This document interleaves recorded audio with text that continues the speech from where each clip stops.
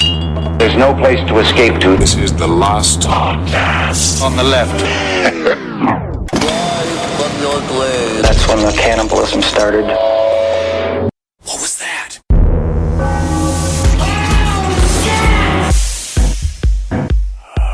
I don't know. Remember what was it, the French, Les Juifs, was it Buzzy? Or Muzzy? Muzzy? Amel Muzz? Amel Muzz? That's a French... It's like this French video. It was like they had a big hairy monster. Yeah, that's what number stations are. Oh, I see. That's all it is. It's just teaching. It's teaching boys and girls Russian all over the world from killers. Oh, excited. Actual assassins. Killers, assassins, also known as Russian teachers. Very good. Are we starting the episode? Okay. Mysterious sounds. That's what we're doing today, right? Mysterious recordings throughout the world. Ooh. Okay, I'm Marcus Parks. You're Ben Kissel. With us, as always, from beautiful, sunny Canada. It is 45 degrees here. Okay. And I love it. Different than where I just was in South America. Oh, yes. You were just in South America. Tell me, how is the compound? Well, funny you should ask. My Oma, a cancer survivor at 93 year young. Strong race. I've always said that about the Germans. It's a very strong, powerful race. Yes, she's doing very well. Thank you for asking, Henry. I didn't mention all of your anti-German sentiment. You Polak. So did she spill the beans on your grandfather, or is she still just tight-lipped like Miss Mengele? Oh, that is funny. That is humorous. She's 93 and survived cancer. Very funny. She's extra good at keeping secrets. Is that what you're saying? Because she's impervious to being interrogated? No, my grandfather was an internationalist. Oh, an internationalist. He belonged to the world. Well, it was after they lost the war, though. So if they would have won, he would have been a German. But that's okay. I do have a couple of pictures, and I'll show you guys in private. A bit incriminating, but also he was extremely successful, and he helped a lot of Nigerians. Isn't that nice? With labor were they laws. white people in Nigeria? No. Coming over to South America because they were hiding there for some reason or another? Moving on. Moving on to today's I'd also topic. like to say your grandfather's library seemed very specific. Thank you very much, Henry. Again. I recorded some of my own mysterious sounds. You did. Here in my apartment, if you guys want to hear some. You guys ready? Because stuff's pretty spooky. I was actually this is true. Is this going to have anything to do with your high flax diet? No way. Oh, okay. Kissel. Okay. I was here at night. It was about 11 o'clock at night, and I was wearing nothing but just my panties that I wear, just tight little underwear. And I was sitting high, turn up the heat in the apartment, so I was slick with my own sweat. Just imagine my hair matted against my skin like a wet dog, a dog that just got hit with a hose. That's what my chest and my back look like. Right, yeah. Very wet. And I heard something off in the darkness. I was just sitting there, I was watching some Daredevil on silent because I like to imagine that I'm deaf watching a blind show. You're right.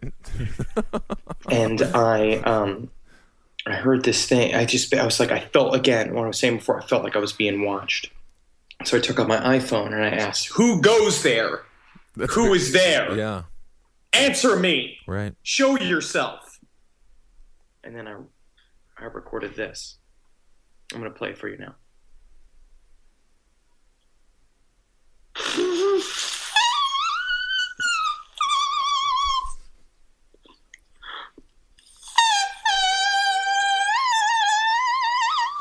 You're a jackass. You're a jackass. Everything you say is a lie. Nobody wants to hear it anymore. Henry, we're on to you. Evidence of ghost farts. Ghost farts. This episode's going to be great. This is exciting. So we've heard Henry's lies. Let's get to some real mysterious recordings. Oh, yeah. And by mysterious recordings, we mean recordings from space. We mean recordings from here on Earth. We mean recordings from shortwave transistors. But we're going to start with mysterious recordings from the ocean. Ooh, exciting. Under the sea. Well, that's not so mysterious. That's Sebastian, the funny crab. Wow. Oh, just come here and get him on my plate. crack his bones. Henry, you can't eat Sebastian the cartoon crab. I'll eat all of it. I just want to eat that lower half of Ariel, the Little Mermaid. You know what I'm saying? Henry, you're looking great. What's your diet? Oh, mostly Disney cartoon characters. So we're going to start with the most famous. We're going to start off with the big one. We're going to start off with the most famous underwater sound that has ever existed, the bloop. Bloop. And how we first heard the bloop is that in the 1960s during the Cold War, the Navy installed a top secret network of underwater microphones called hydrophones to listen for the movements and transmissions of Soviet nuclear submarines. And really, that just became the first podcast hosted by tuna, which is kind of fun. Also, everybody knows how communist parliament members like to bathe together. Oh, of course. And where they're bathing, sometimes when they're naked, that's where they share their most secret stuff. So. You know, there was that show Fear Factor, and at no point did they have him drink the water after a Russian bath. I think that would be more disgusting than any animal or bug that you could put in your mouth. Yeah, because technically it becomes vodka. Is that how they make it? Huh. So this system was called the Sound Surveillance System, or SOSUS.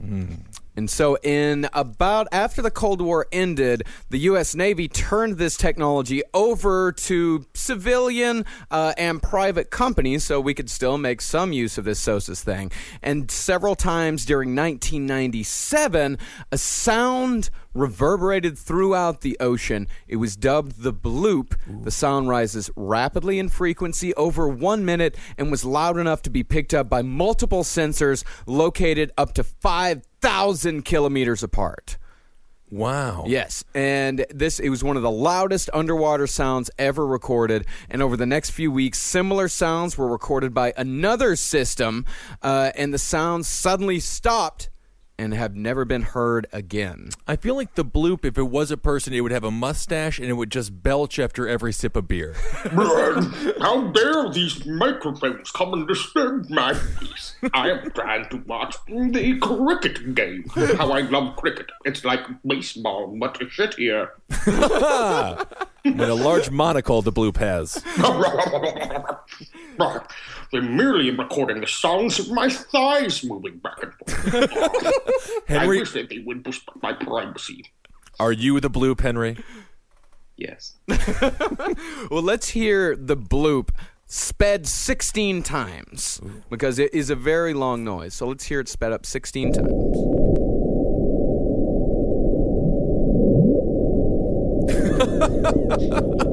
Wait a second. Isn't that just Ben's mother getting out of the tub? Oh, well, that's a funny joke about my mom getting out of the tub. Thank you for that, Henry. Well, it does sound organic in nature. It does sound like it could be some sort of animal, either something very, very large or something that is just very good at making sound. And coincidentally... like Michael Jackson? That where he is. Kind of bloop walks down there. So the NOAA says that there's no way that it was man-made. And no creature on Earth has ever been known to exist that has made this sound, but the location of the sound is said to be within 500 miles of the lair of Cthulhu. It's called yeah. Oh. Yeah. Riley. Riley or Rie, we're gonna get fucking shit from all these Lovecraftians. God, we're gonna get so much shit. Rie is characterized by bizarre architecture likened to non-Euclidean geometry. Norwegian sailor Gustav Johansen, the narrator of one of these tales during the Call of Cthulhu, describes the accidental discovery of the city. A ghost line of mingled mud, ooze, and weedy cyclopean masonry, which can be nothing less than the tangible substance of Earth's supreme terror. The nightmare corpse city of Rie. Loathsomely redolent of spheres and dimensions apart from ours. He's just so mad that there's no circles. Yeah, absolutely. What is it? Non-Clididian? Non-Euclidean. Non-Euclidean. Yeah, sort of what they do to the girls over there in the Middle East. What? They cut off their clitorises, Marcus. Oh, non-Euclidean. Yes, non-Euclidean. That's different. No, That's different. Non-Euclidean just means weird as fuck. Oh, I see. In geometric terms. Oh, okay. Euclidean geometry. You didn't pay attention in high school, did you, Ben? I didn't go to high school. I was smoking weed out of an apple. And out of a pear. Well, the recording does sound like an animal, but it sounds most like an animal when you speed it up 16 times faster. Which is how most people listen to the sound, because literally the original sound is what? Like, it's like a couple of minutes long, and it just goes like.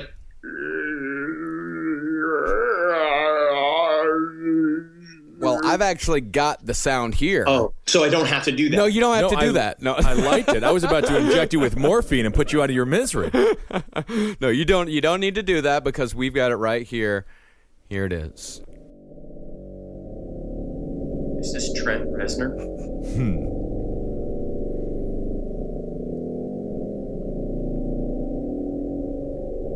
It just sounds like me getting off a leather couch. Slipping and sliding. Yeah. So what most people don't hear this, and in my opinion, this is much creepier than just. Yeah, it sounds like something that Argento would have used. It sounds like the band Goblin. Yeah. Very, very Suspiria-esque. Oh, yeah. Very Sentinel. And now at this point, I really can't help but think of getting a spatula and helping you off of this leather couch as you try to suffer miserably to get up and get off of it as you're naked. I just lying gotta on take a shit. Oh God, I just gotta take a shit. I am a part of this couch now. Yeah. Gotta get you off that couch. So a lot of people said it's a big whale. Some people said it's, of course, Cthulhu. Many people jumped to that conclusion. But in all actuality, what it probably was is that it was a gigantic ice quake that cracked off of an iceberg, which calved off of the Antarctic ice sheet, making it a consequence of global warming, which is much more terrifying. Much more scary. And the thing is that the NOAA never ever said that it was an animal. They never said any of this stuff of what it sounded like. The bloop came out. They were like, we got this noise, and sometimes we hear, we're pretty sure that it's definitely not. It's Cthulhu. It's Cthulhu. It has to be Cthulhu. Yes. No, we've all read the books. It's just, please, everyone sit down. It's just a fart noise from deep in the ocean, and it's an ice quake. We're trying to say ice quake. Cthulhu. Ice quake sounds like a new treat from Dairy Queen. Ooh, I want an ice quake. That would be good. But this makes a lot of sense. Now, they say we've explored a lot of space and not quite as much. We've not explored the oceans at all. 95% of the oceans, we have no idea what's in them. So what's down there? And now with the pollution and things, people are saying the bloop is coming to the surface, and that's where we're starting to hear it. Ooh. Yes. Look at this, right? We had the first sighting of a giant squid. It was in 2004. Yeah. And then there was like a new whale also just washed ashore like fucking 6 months to a year ago. Yeah. That we're seeing new shit pop up from the bottom of the ocean. Right. Because these seas are warming. They are literally moving up because their food is dying down below, and they're rising up to get more food. So we're going to be seeing some weird shit. We're going to see a whole flagon of McNeelys squeaking out of the ocean. Hold on, McNeely from the Round Table of Gentlemen, and make sure to listen to the new special where he speaks for 30 minutes. Kind of speaks.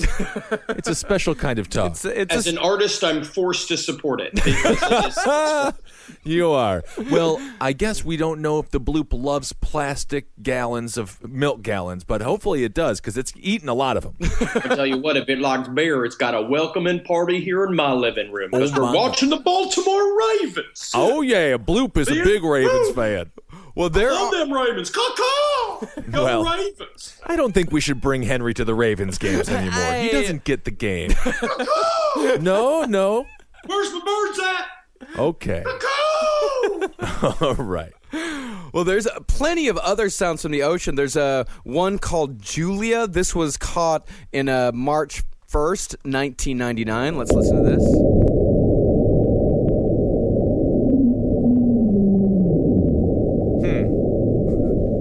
Julia, you want to get some ice cream with me?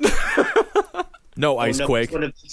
It's these deep sea nerds. So Julia and the Bloop, they're kind of dating down there, and they're having fun. There's also the slowdown. This one comes over about a 7-minute period, and it's similar to a distant wailing or something falling from the sky. This is on May 19th, 1997. And that's the weird thing about all of these sounds, is that these sounds are captured in the 90s, right, but there haven't been any captured in the last 15 years or so. Not since the 90s. Everybody was getting wild and having fun and partying and raving, and now people are settling down and having families. It's 2015, man. I agree. What happened in the 90s? NSYNC and Backstreet Boys. Music you had to dance to. Music Nick you had Lachey was a person that we forced to be famous that now continues to be famous. That's right. Probably a victim of pedophilia. Here's an audio sample of the slowdown. And yes, Ben, you are correct. Probably a victim of pedophilia. Thank you very much.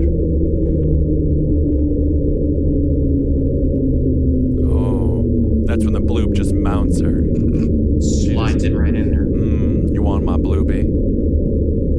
Bloop's about to shoot. Oh yeah! He was the star of The Quarterback. I've been on a flight for 12 hours, so give me a little break. That's the sound of your mother getting back into the tub. Yes, there. Thank you, Henry. Well, Julia, the slowdown, and the Bloop are all attributed to ice quakes and the eventual death of the Earth as we know it. Great. So good to hear. But the upsweep, this last one, we actually have no idea what this one is. This was captured in 1991. This was one of the very first ones that we captured after Sonus was turned over to private companies. I will say, if you were on a New York City subway and you see a girl in a skirt and you give her the upsweep, that is a misdemeanor sexual assault. So do not do it. Crowded on the train is no validation for sexual assault. Even if you are the Bloop. And how did the Bloop get on the train? Who gave that thing a Metro card? Exactly. He's 20 stories tall. Right. That's the thing that I'm already still confused about, that he's supposed to be so big. Ma'am, you are telling me the Bloop sexually molested you. I'm not really sure. It was kind of a big walking, talking building, and it was kind of killing a bunch of people as it was going, but it just also somehow managed to take one of its weird fingers and swipe it up my butthole.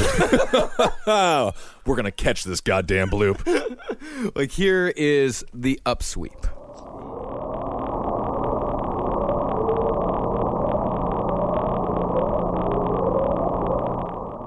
That sounds like monkeys. There are no monkeys in the bottom of the ocean. You may tell me ain't no monkeys down there. I know they got a hidden jungle. They don't? Where would it... How would it down be... in the ocean, you wouldn't believe the kind of secrets they have. They use shells for money. I've met a merman. Yeah? What did he tell you? He said all sorts of weird things.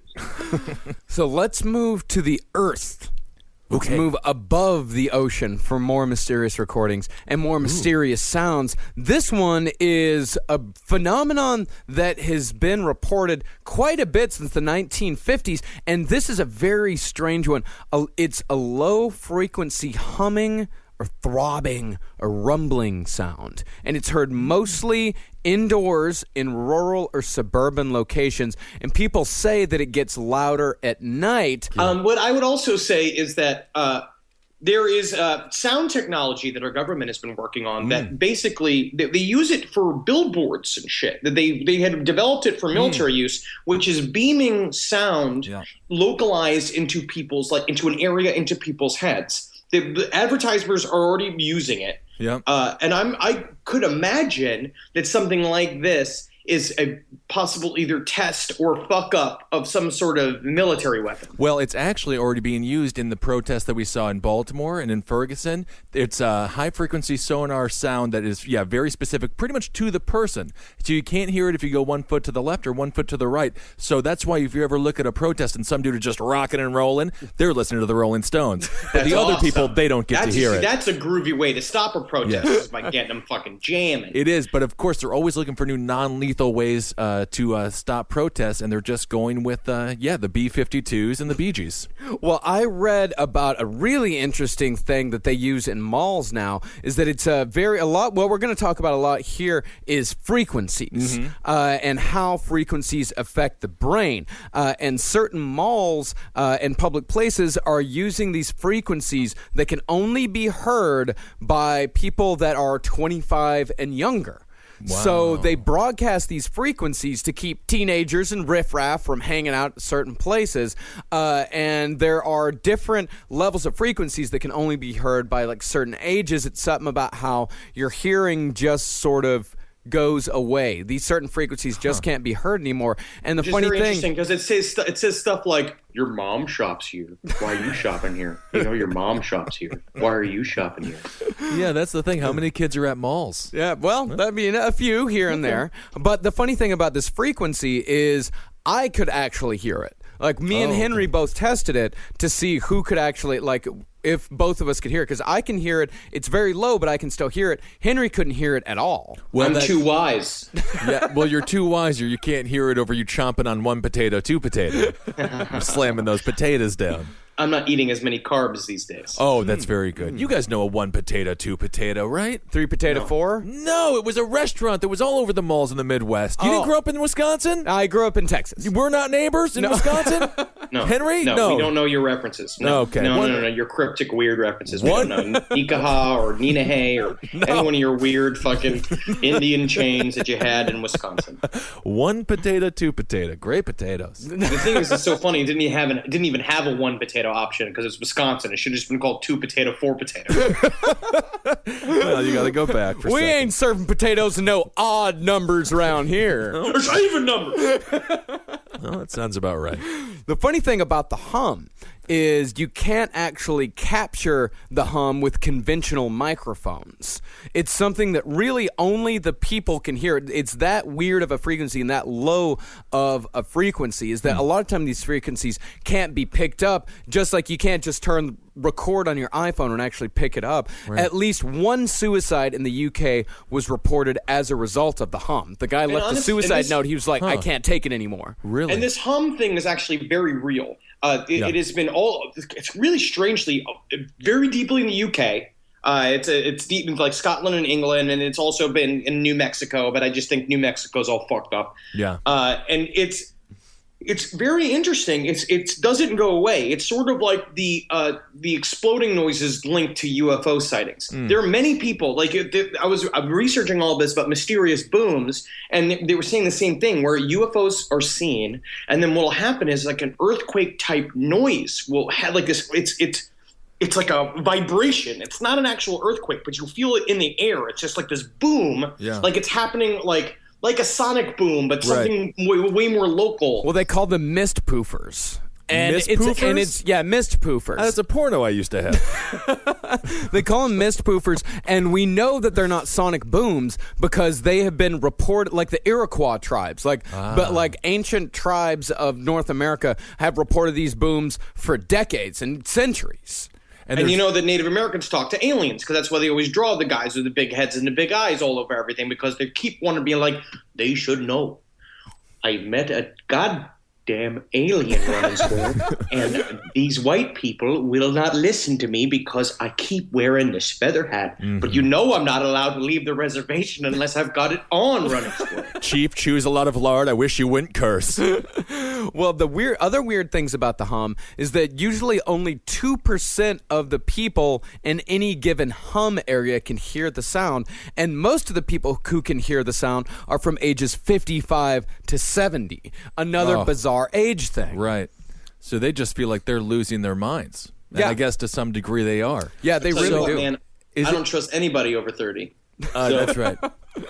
So do they deliver specific messages in the hum, or is it just the tone? Here, I'll let me play. This is an approximation. They did a whole episode of Unsolved Mysteries, and one of the people that heard the hum on a consistent basis was able to make this approximation of what the hum sounded like to him. It sounds like this. It sounds like hum.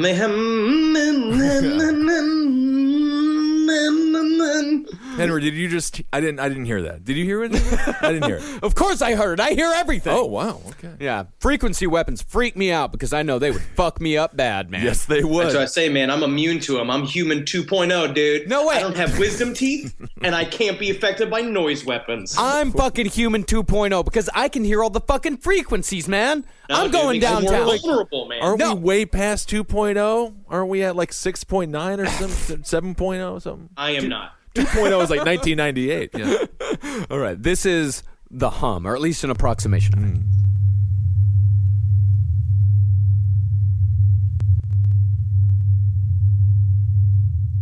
And that's what was known as the Taos hum in Taos, New Mexico. It's kind of nice. There are also things that are linked to it at the same time, which is there are a lot of people who have experienced the hum had exposure to industrial equipment, high pressure gas lines, wireless communication devices, which is just fucking everybody does, electrical power lines, electromagnetic radiation, and also the mating calls of midshipman fish reverberating off of ship hulls and buildings. Well, this is a recording of the fish right here.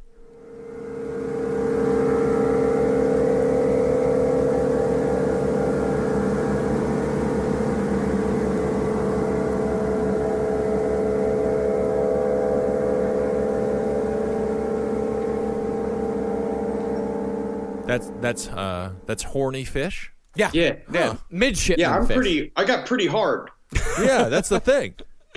Here's Might be one. into it. Here's one from England that is very, very bizarre. Some people say, like, the city council came out and said, like, no, this is actually just a guy sharpening a blade in a valley.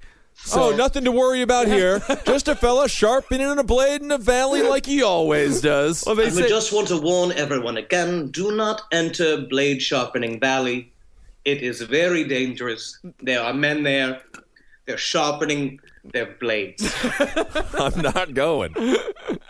but this was actually captured. They said that's why it was so loud and why it was reverberating throughout the entire town. They said and I have heard like farm equipment and groundskeeping equipment sharpened before, and it does sound kind of like this. Don't look at me like that. Of course you I grew have. up on a fucking ranch. Of course I've heard this shit. Henry, do you hear these sentences he says? I would say that is one of the more normal sentences he said. All right. Yeah, it's perfectly logical. Okay, I didn't grow up on the ranch itself, but I grew up around ranches. My fucking papa had a ranch. My grandfather had a ranch. Okay. I worked on a ranch before I came here. All of the field workers, Yeah. and they raised him as his own and taught him their songs. And he learned about their folklore. Yeah. Okay. Well, different upbringings. I was eating at the 1 potato, 2 potato while you were busy listening to people sharpen farm equipment. And I was at Oxford writing my treatise on theology. Oh, yeah. How'd that go? All right. This is the British hum.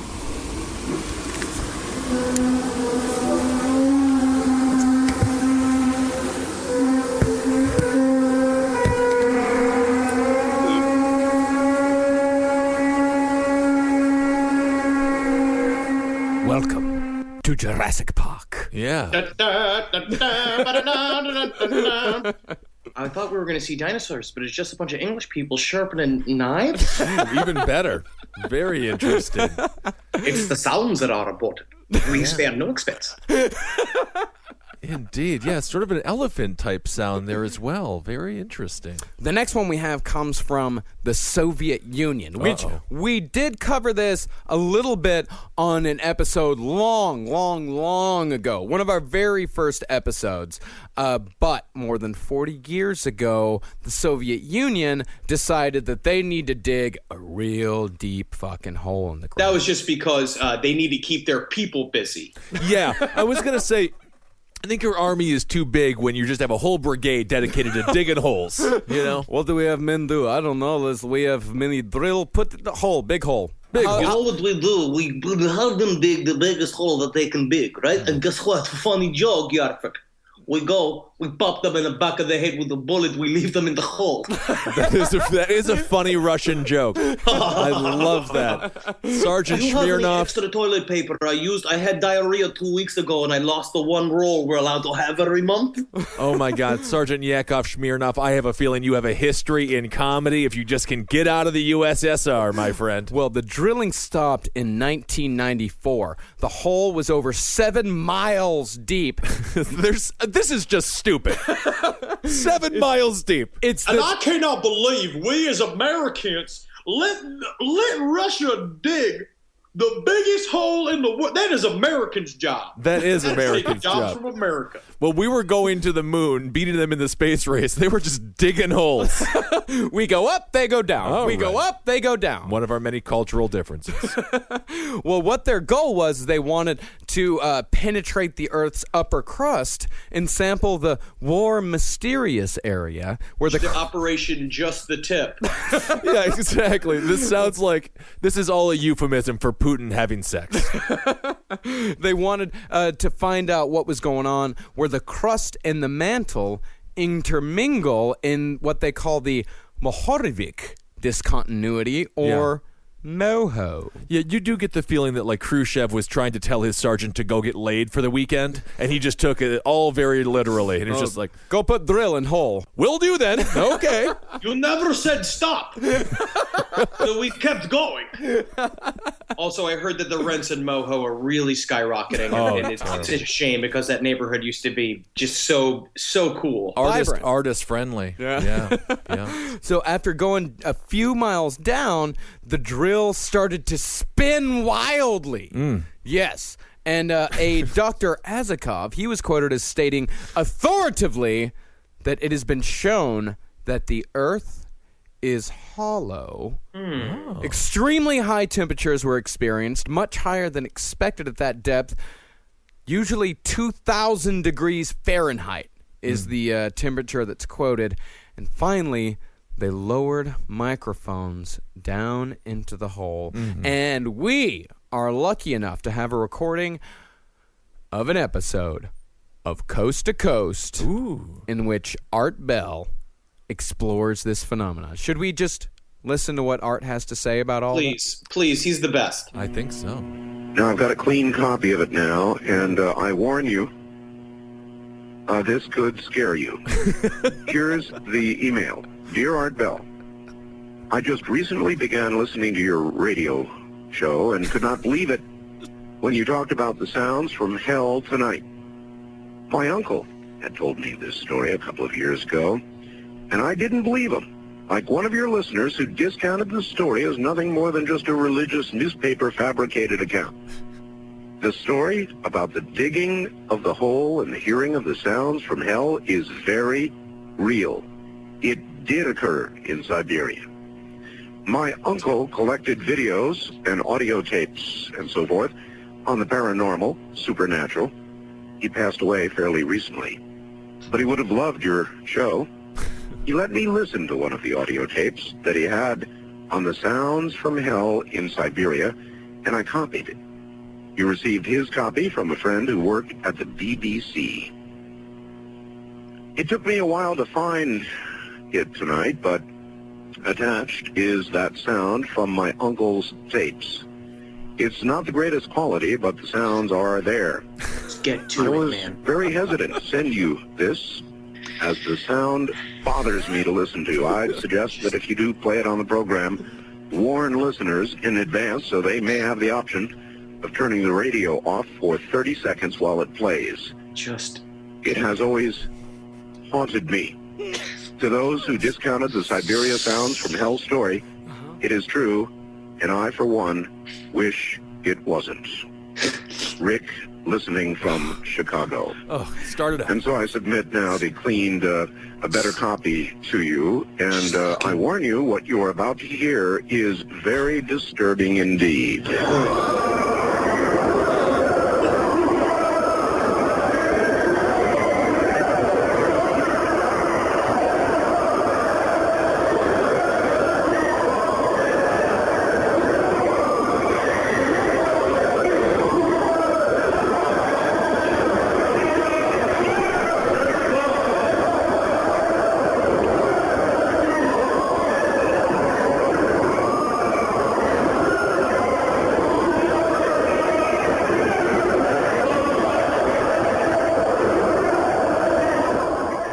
Joseph, come over. Everybody, let's wave at Stalin. Oh, there he is. Hey, how you doing? How you doing, Mr. Stalin? That's not bad. As far as Russia goes, that's a fairly peaceful sound. I mean, admittedly, it is terrifying. Yeah, they nailed it. Yeah, whoever put that together, I mean, absolutely nailed the sound. I mean, if I would imagine what hell actually sounded like, very close to that. Yeah, it sounds like really a fun... It also shows a lot about the Russian temperament that they all just began dancing to it. Like it was Yeah, kind of interesting. Art Bell, holy Lord, that guy... So that was Art Bell. That was that was Art's setup for it. You know, that was Art's commentary on it. Unbelievable. Of course, we know that Art Bell is not the only host that Coast to Coast has had throughout the years. I will say this, we can admit he's the slowest talking one. 4 hours every night to fill. Every night. He's got to talk slow. Right. I love Art Bell. I mean, Art Bell's my favorite, but George Norrie, who also hosts Coast to Coast AM, and now is the permanent host, but he's had a lot of guests recently, is just the absolute best entertainer who's ever existed. How do you think George Norrie would have introduced the sounds of hell from Russia? Now let me ask you a question. You ghost down in hell. How hot is it? Is it too hot to handle? What is the exact temperature that you're experiencing in hell right now? Now, the phenomenon of black-eyed children is something to behold. We're cutting here to Marianne Regilcutty, all the way from Edmonton, Bavaria. Wrong tape. Oh, wrong tape.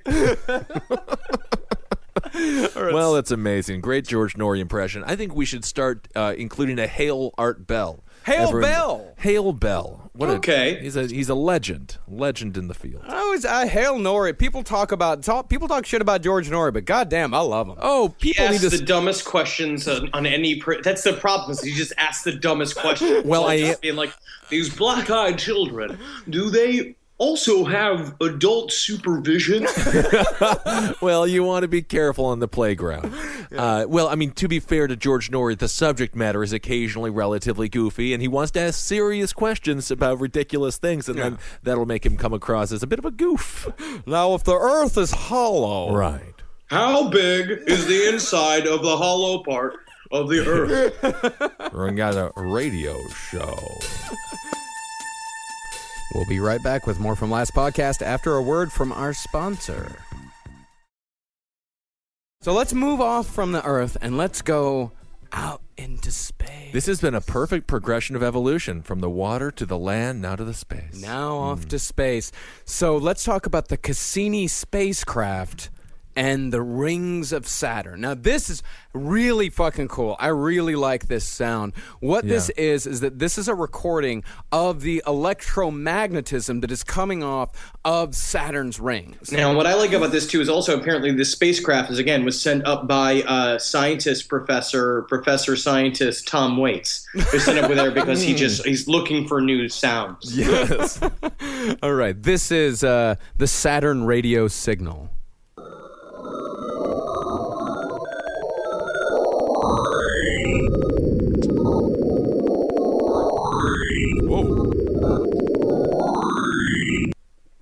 So fucking cool! That one is very interesting. And what's the speculation on what it is? Some people say that it's alien speech. They say that it could be an alien transmission out, but that is just the Earth actually makes a similar tone. Right. The electromagnetism of certain planets do actually give off certain noises if you have the right equipment to read it. You talking about the seas of free energy that surround us all 24/7 that we should be tapping instead of serving the oil companies and the fucking the power industry? Circumstances, military industrial complexes. Well, now you're just throwing cliche sentences out there. We'll be discussing this free energy phenomenon. Henry mentioned it before the show, and I can't wait for a good full episode on free energy. I will congratulate these scientists with strapping microphones to everything. Oh, they're nailing it. Just put a microphone on it. You never know what it's going to pick up. Is that Celine Dion? Well, this next one, this is one of the biggest microphones that we've ever built. It's called the Big Ear. And the Big Ear, this was something that was funded by Ohio State University. Oh, please tell me Mel Brooks created this and it actually looks like a big ear. Sounds like something straight out of Spaceballs. So what this does is that the Big Ear looks for radio transmissions from space to Earth. And this one is real, and this one is actually fascinating. This is the signal. Dr. Jerry Amen, he heard the signal. It lasted for a total of 72 seconds. This is the signal that he heard.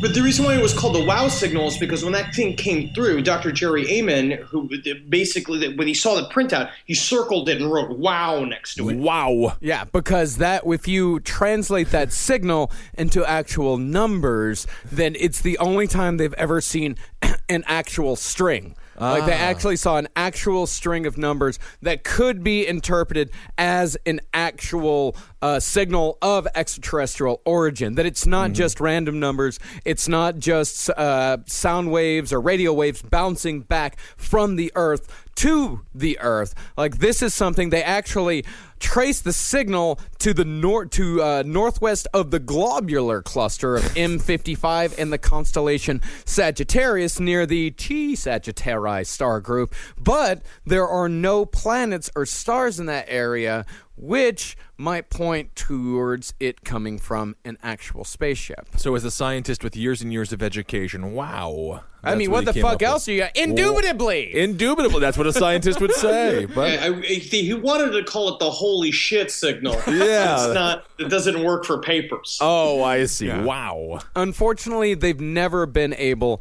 to get this signal back. It really did. But they bounced back and forth. Yeah. Because apparently it also kind of measured out to.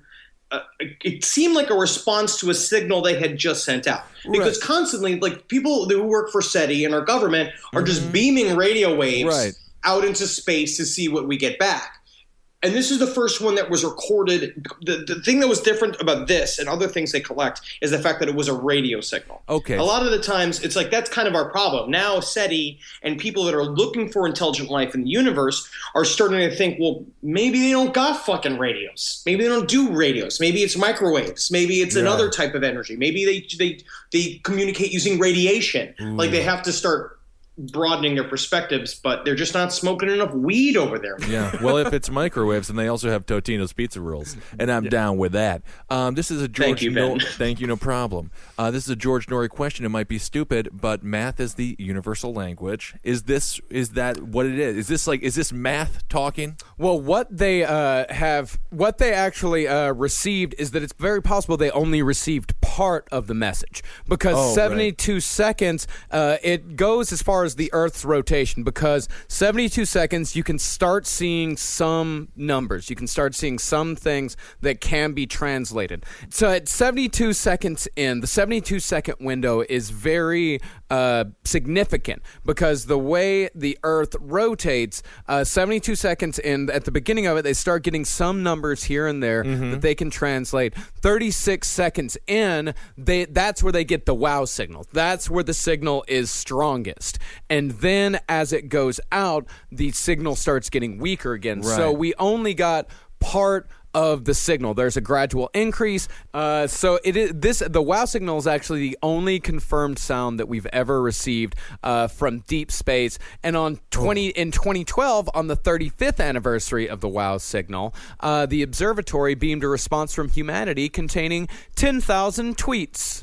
Oh, we're sending them tweets? They're Yeah, gonna we're think we're sending the them dumbest. Fallon packets. Oh, so they my can go and read all the dumb games that people write that they want fucking celebrities to play. I love it when a celebrity smashes an egg on her head. Oh my God. That is humor. So last of all, we're gonna come back to Earth, but we're gonna stay with broadcasts. We're gonna cover number stations. Number stations are something that in particular that I love. Like, they are fascinating recordings. These are shortwave radio stations. Sometimes they just broadcast out numbers. Sometimes it's Morse code messages. But the thing that remains about number stations, they were mostly used, at least the theory is that they were used during the Cold War to transmit messages to spies. Right. And we have dozens of shortwave recordings, and not a single one has ever been decoded. So is You it know what's very interesting is that they could talk about this system of shortwave radio messages to spies possibly could have been used as early as World War I. Yeah. Because what they do is the shortwave radio, the way it works is that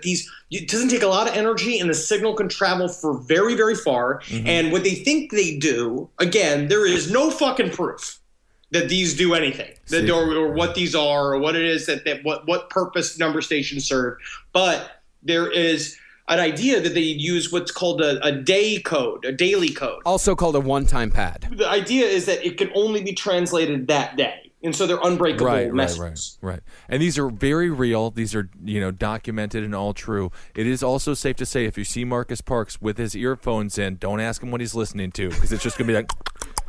Actually, I'll tell you exactly what I listen to. Gosh. This is I have a 4-disc set of of recordings of number stations. I love listening to them. It can be a little maddening sometimes, but it is also kind of a form of meditation for me, because you can listen to these things, you can get into a zone, and you can really go to some sort of otherworldly place. Here, let's listen to one right now. 1 5 7 2 8 1 5 7 2 8 1 5 7 2 8 1 5 7 2 8 1 5 7 2 8 1 5 7 2 President Kennedy is turning down Daily Plaza. 5 7 2 And that goes on for like another minute and a half. That is I think that definitely- lady gave me a fake number. It's never dick. I've been playing that lottery number this whole damn time. Nothing's happening. Yeah. It's definitely what Lee Harvey Oswald was hearing right before he popped Kennedy in the head. Or was it Prescott Bush? It's very possible, because these things could, like the Russians had number stations. Yeah. The Americans had number stations. The Chinese, the Cubans, Right. the English. The English were very well known for them. But also, they will not claim them. No. Right. So no one will claim which one to who belongs to who, or what belongs to what, and no one will say what it is. And it's Right. just this. It's this thing where that's the ultimate secrecy keeping mechanism. Is you just let it be out there and be like, well, nobody fucking understands it, so what does it even matter? Nobody, Right. they don't know. Okay, okay, Chancellor of Germany, the job is done. I blew Richard Nixon. Oh, what's that? Oh, it was a 7. I was supposed to kill Richard Nixon. Okay, well, I sucked his dick. So I I sucked his dick Wow. so I hard am- last night. I'd be surprised if he wants to go to war anymore. Yeah, I thought it was odd that you requested that, but Well, a lot of these voices are synthesized, especially that one that you just heard. That kind of Right. like the Stephen Hawking thing, where you Yeah, can just type in things. But some of them actually use live readers. But it's usually women that do the reading. Sometimes it's men. Sometimes it's children. This is one this is a woman reading. This is known as the Czech lady.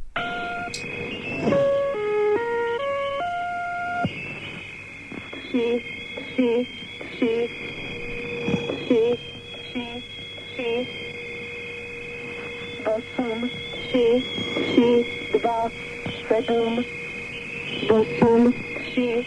2, 7. 2, 11. 2, 11. 3, 4, 3, 1, 9. 3, 4, 3, 1, 9.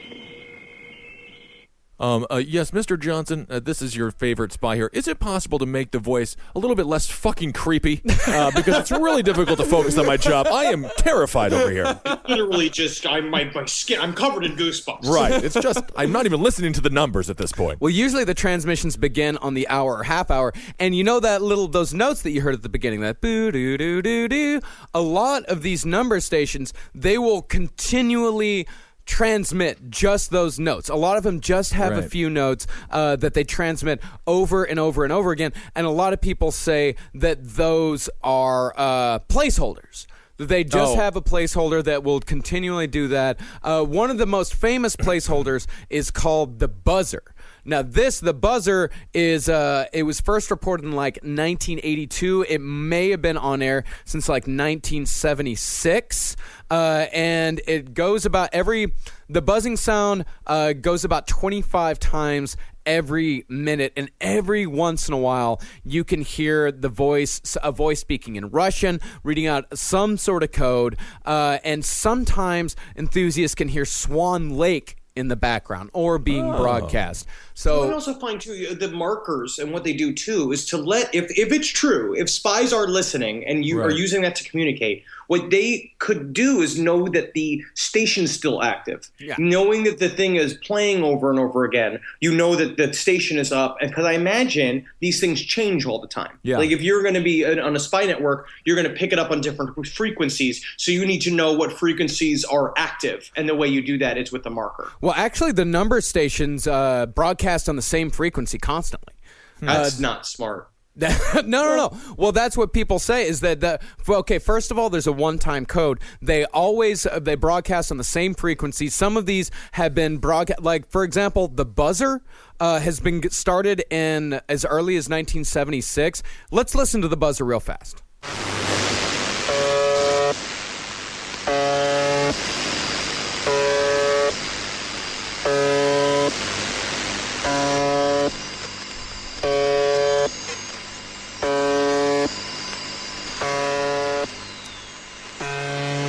That has been going constantly with just a couple of interruptions for a Russian man to read things. That went constantly from 1982 to 2010. And you're telling me it was number 3 on the pop charts in Russia? I gotta say, all of these songs are starting to sound the same. I don't know what's Katy Perry. I don't know what's Miley Cyrus anymore. Exactly. That sounded like Robin Thicke's son doing another rape song.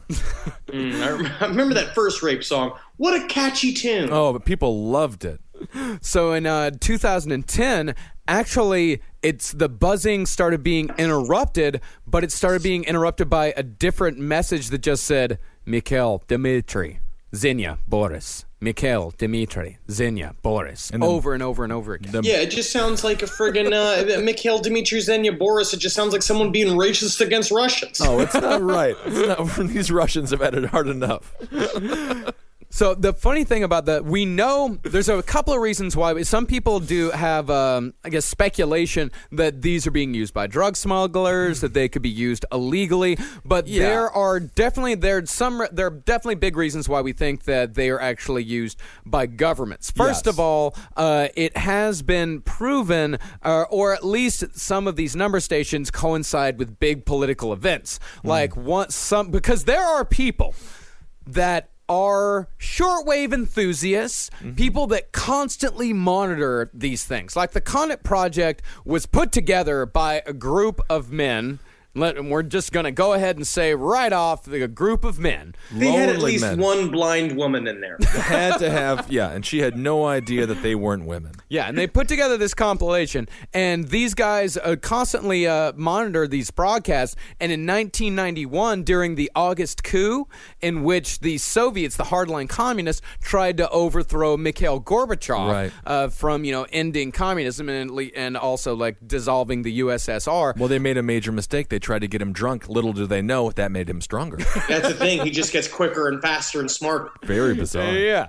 And so what they heard on this number station, a number station suddenly changed its message to coincide with the August coup.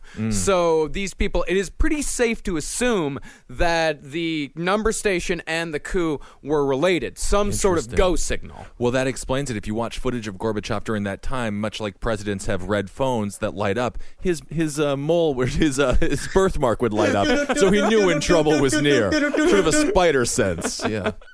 The other reasons why we know, well, and you also say, Henry, like that, they keep it on the same frequency all the time. That's not smart. Right. Some people think that there is a gentleman's agreement between these governments that pretty much if you don't jam our signal, we won't jam yours. Right. Oh, like they're always constantly working for each other and all wars are just theater in order to pass money between hands, and the only thing that matters in the fucking end game is who's got the water?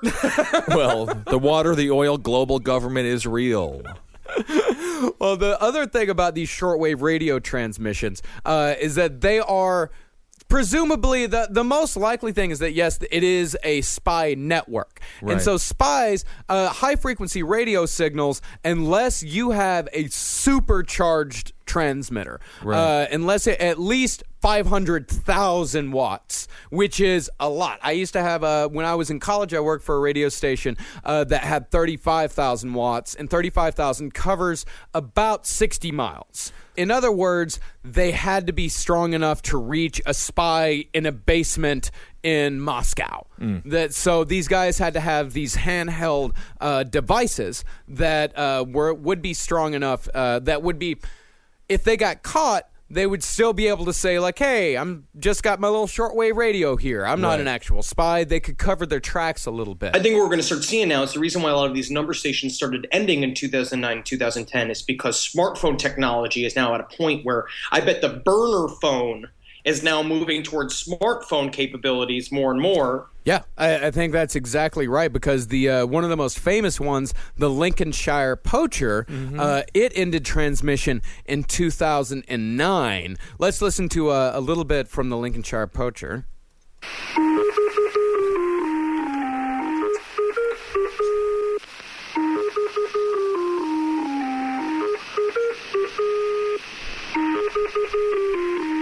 This went from 1975 to 2008. Oh, that's great. I can't get this song out of my head. This is an English transmission. This is a really fun little tune for a nice 8-bit video game. Oh yeah, it really Perfect. The English specifically made it so a gnome could dance to it. Yeah, exactly. Once the gnomes start dancing, you know they've heard the right tune. And this was actually this was transferred to a Chinese station called Cherry Ripe. That's very interesting but the thing now is I feel like that's why these are not being used as much anymore, because if you look at something like Citizen 4 and you watch how easily they put that sort of encryption thing together where they can just send those secret messages back and forth, it's like, why would you need to have a ham radio on you anymore? That seems pretty obvious. What I think is the most fascinating one is actually a pair of them, the Pip and the Squeaky Wheel. Let's listen to the Pip.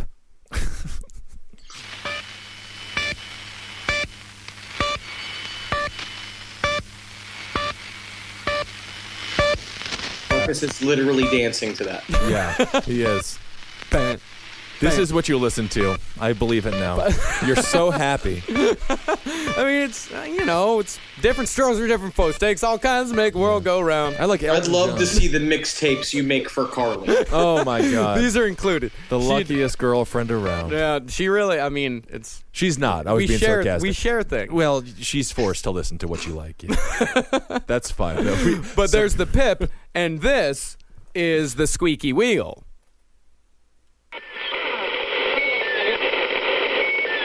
Yep.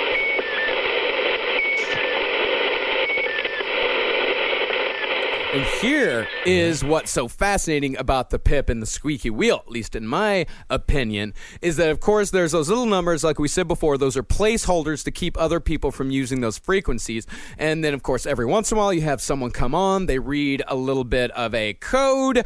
And what's fascinating is that some people who are listening to the Pip and some people who are listening to the Squeaky Wheel can sometimes hear transmissions that are read on one in the background of the other, which means that the pip and the squeaky wheel are most likely in the same transmitter area. Same transmitter area. And maybe the two operators are dating each other. Oh my God, I And love it's it. like Sleepless in Seattle, where they hold hands behind each other's backs, even though they're not supposed to date because they're spies. I love it. I think the most fascinating thing about the squeaky wheel and the pip is that your girlfriend hasn't left you. Which is kind of fun.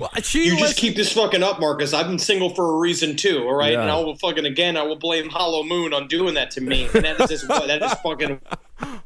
Oh, she listened to me yell about this all last night. Good. We are on a lonely road. That's great. Right? It's going towards the truth. You can't have all these. You can't have families. Because you know why? Because if you have families and a girlfriend and you got friends and stuff like that, the problem is that they just get caught into the fucking system and they end up dead. And you can't have anybody holding them over your head. You know? Okay. That's why I'm staying single. It's not like I'm having problems communicating. No, it's because you care too much about the woman that you love, and you know the government is so into what you know that they're going to destroy her to get to you.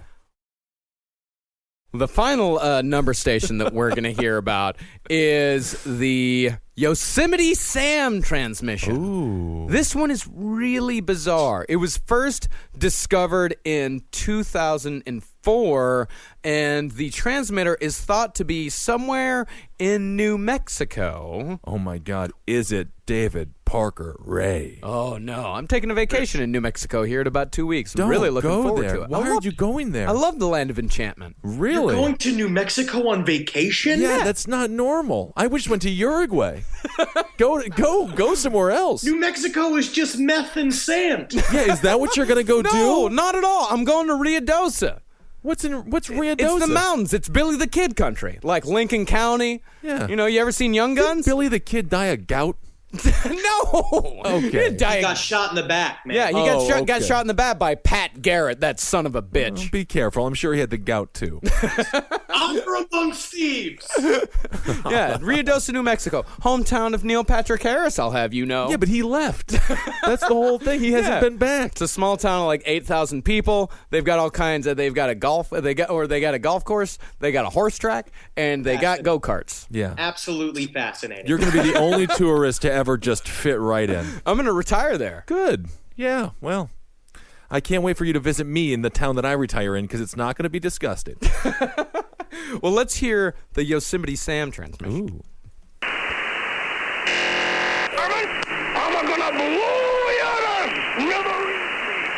It's going on a loop. It goes on a loop, and it repeats about every 2 minutes or so. So I it's just think it's one of those things. If you're tuned into the station, every time you hear it, you got to take a shot. It's like a spy fucking drinking game. Yeah. Oh, they're always so drunk, and then you actually get to act like Yosemite Sam. the last radio signal that we're gonna cover. We're gonna go back to space for this one, but this one is real. This one is terrifying, and it once again comes from the Russians. Now, the thing that was different between our space program and the Russian space program is that we did a lot of math. We sent a lot of animals to die needlessly in space. Yeah. The Russians sent a lot of scientists. Right. So if your corpse is in space, now does it deteriorate or does it just sort of maintain? Well, what Does it makes liquefy? It probably mummifies just a little bit. It really depends on how much oxygen is in the atmosphere, but mostly what makes bodies decompose is moisture and bacteria. So it's possible that these people that are up in space floating around, at some point they'll get out of our solar system and maybe land on an alien planet or Well, something. if it's caught in the Earth, the only way they'll get out is if they're pushed out of Earth's orbit, because right now they're orbiting. But a lot of them also crash to Earth on reentry, including this one right here. In the late 50s and early 60s, these two brothers, Achille and Gian Giudica Cordiglia, they believe that they intercepted transmissions from Sputnik 1 and Explorer 1, and they found and they actually recorded this message from a cosmonaut that did not survive.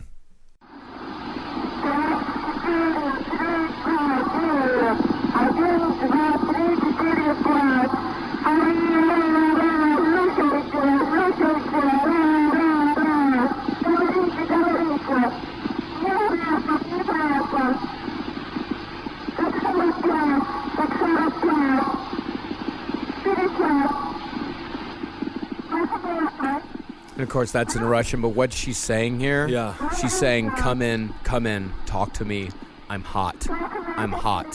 This is dangerous. Talk to me, I'm hot.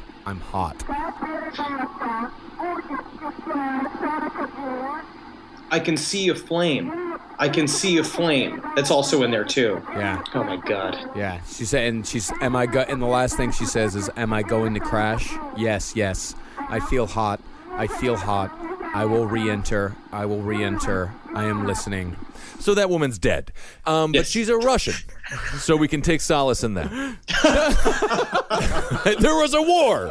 It was a war. It was a Cold War, Ben. Well, not for her. It was pretty hot. No. Yeah, it was a Cold War, but she was in a hot seat. Yeah. Well, you don't want to be in that seat during a Cold War. So let's roll this thing around. Let's wrap it up with some man-made noises. Oh, okay. With some creepy... The first one that we're going to cover is the Aztec death whistle. No one really knows why the Aztec death whistle existed, only that it is absolutely terrifying. They said they may have used them for special ceremonies, maybe religious rituals, maybe during human sacrifices, and maybe to intimidate enemies. One person on the Facebook group, actually, when I posted this video, said that the Aztecs used this in conjunction with chihuahuas during battle. Chihuahuas were in battle? They were in battle. Well, yeah, they were the Aztecs' war dogs. Think about my this. Everybody God. was smaller back in the day, so chihuahuas, in retrospect, were bigger. Well, yeah. Equally just as adorable as they are now. Yeah. Wow, look at that. Yeah, Isn't that fun? The Aztecs and Mayans were quite short. Like they were they were tiny people. The Spaniards, going against the Chihuahuas and the Aztecs and the Mayans, the Spaniards had quite the height advantage on them. Well, they had a good height advantage, and of course, they also had the Pomeranians. Yeah, that's the problem. They had the Pomeranians. Yeah. And also, they just had that Floyd Mayweather reach. Yeah, They could really get in there. Right. Well, let's listen to the Aztec death whistle. So this is the death whistle. Well,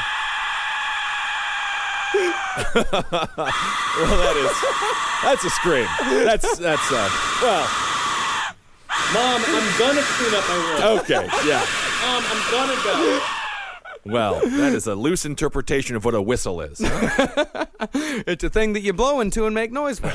Oh, like a... Yeah, dude. Yeah, they use it because it's creepy, and they probably use it all the time to scare the shit out of each other while one was asleep. Yeah, maybe they used it during soccer games, like what is it, the vuvuzela? The vuvuzela, yeah. The vuvuzela. The next one is, this one's fascinating, and This really affected Marcus. This really did. This one is called binaural beats, or binaural. Well, I don't know how exactly to pronounce it, but binaural beats. It was discovered in 1839, and what this guy says is that when a person hears two separate tones, two different frequencies in each ear, a slight difference in the frequencies will create a third phantom sound that only exists in the head of the listener and can only be heard by that individual. Ooh.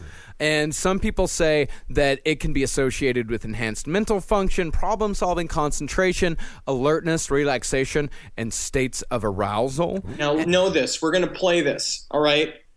Just know this. If you're driving right now, I think you should pull over. Yeah. Or you just know that you may end up like listening to this, blacking out, and all of a sudden you shot a bunch of people at a J. Crew. Oh, you know my what I mean? God. Just know that. I don't know what's going to happen after you listen to this sound. Yeah. So I listened to this for a full 5 minutes yesterday, and some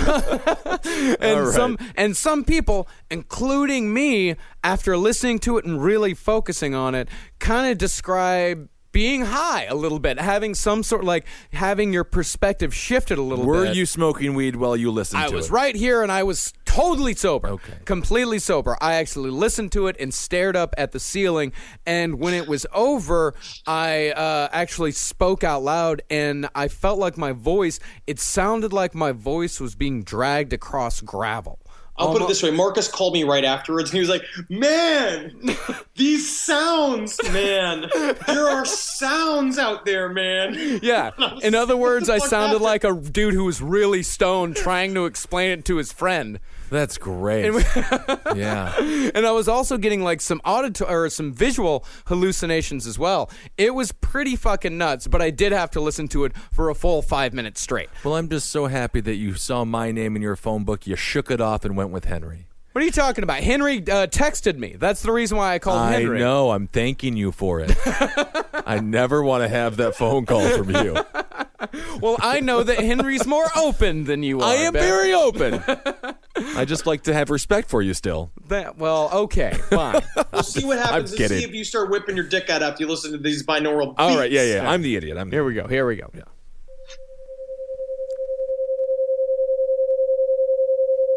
I actually see your point. Yeah. And if you listen to it, after I listened to it for a while, I started to hear a third sound that felt like it existed just above my right eye, and it sounded like a drain. Where is Brian? Brian brought me here. Uh-oh. Brian. I'm so sad. Well, Beautiful. that's only like 30 I can, seconds. I But can I can tell though. I think that we should maybe for the listeners play a good 5 minutes at the end of the episode if we could, because I would, really let them go there. well, just you could also like YouTube, binaural beat. It's at 528 hertz. And Henry actually said that he couldn't. You said you can't hear anything. You've tried this before, right? Yeah, I've done it before. I had no effect. Yeah, I just smoke weed. If I want to get high, just smoke fucking weed. I like that. Closing your receptor though. Yeah, man, you're closing the receptor. My receptor's fucking open, dude. Yeah, you should call me next time you listen to that, Marcus. Don't call Henry anymore. His receptor's closed. He's a jerk off. Do you dream, Henry? I bet you don't, because I do. I dream. Yeah, I dreamed last night. I dreamed about an old man who just kept saying over and over again, "Pussy, I've had my fill." Isn't that interesting? Yeah, I had a dream with Hillary Clinton in it, so that's we had a similar one. All right, wow. Any more mysterious sounds? We got one more to round it all out. Cool. And this one, Ben, this is for you. I really want to get, this is called Phantom Words. And this is a recording that pretty much everybody hears something different when they listen to this recording. I heard one thing, Henry heard another thing. I played it for my girlfriend last night. She heard something completely different than the two of us. Get out of the relationship. No. Oh, it wasn't that? Oh, okay. You're asleep. So I want to hear, just tell me what you think this person is saying. Okay. All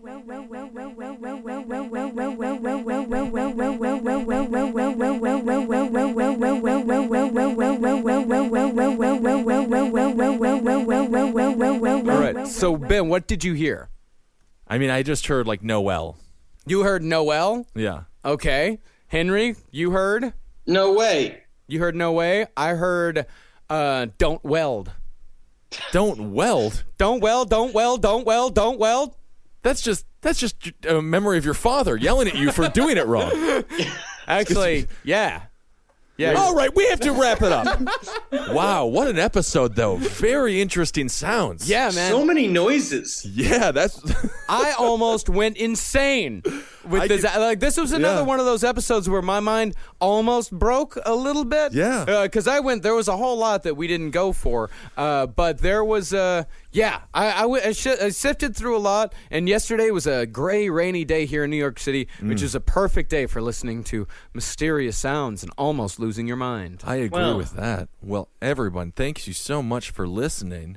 I hope everyone was stoned for this. I should have said that at the very top. Yeah. Oh, yeah. Should have smoked weed for this episode specifically because it's just noises.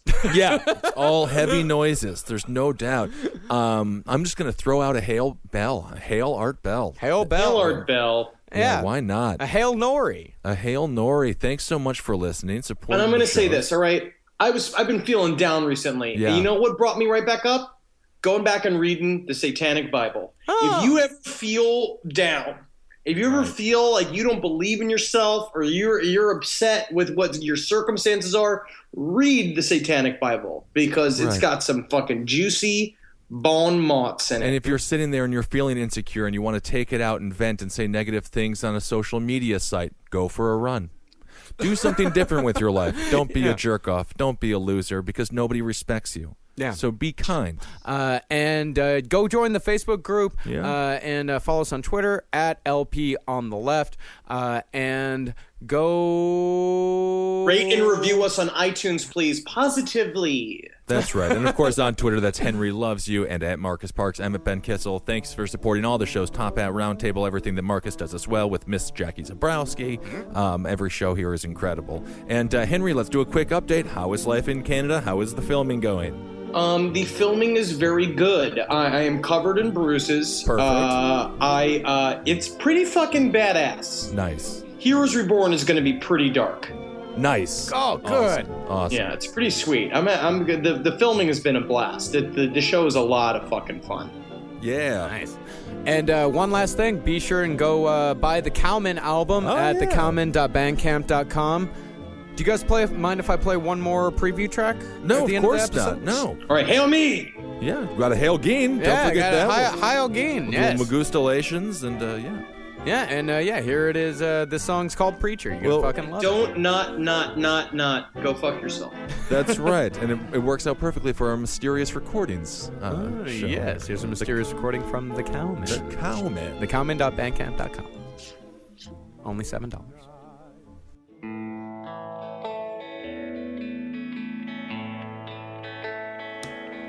Well, there was a preacher who rode into town. The town, it was Russia town.